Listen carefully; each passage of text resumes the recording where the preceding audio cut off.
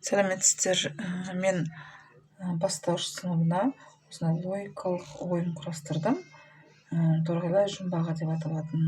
Мына жерде балаларға логикалық сұрақ қойылады. Мысалы, әр бұтаққа бір торғайдан қонса, біреу артық қалады. Әр бұтаққа екі торғайдан қонса, бір бұтақ бос қалады. Енді көрнекілі болу үшін мен мынандай сызбамен бердім, иә? Балалар ойлану керек. Қанша бұтақ бар, қанша торғай бар. Енді мысалы олар бірден алуға болады, көрсетуге болады. Бірден алса, бір-бірден қонады, бір торғай артық қалады. Екіден қондыруға болады.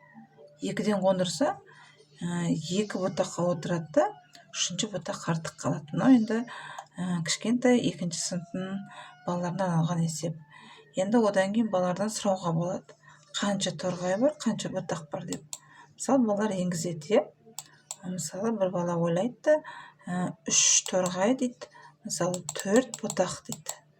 Тексеріп көреміз. Егер де ол дұрыс орындаса, онда мына жерде тамаша деп шығады. Бірақ байқап көр деп шықты. Ендеше бала тағы да ойлану керек. Енді ол мысалы бір бала 4 торғай деп ойлады, 3 бұтақ деп ойлады. Тексеріп көрейік. Тамаша, сен тапсырманы орындадың. 4 торғай және 3 бұтақ болған дейді. Керемет дейді. Ойын осымен аяқталады. Назарларыңызға рахмет.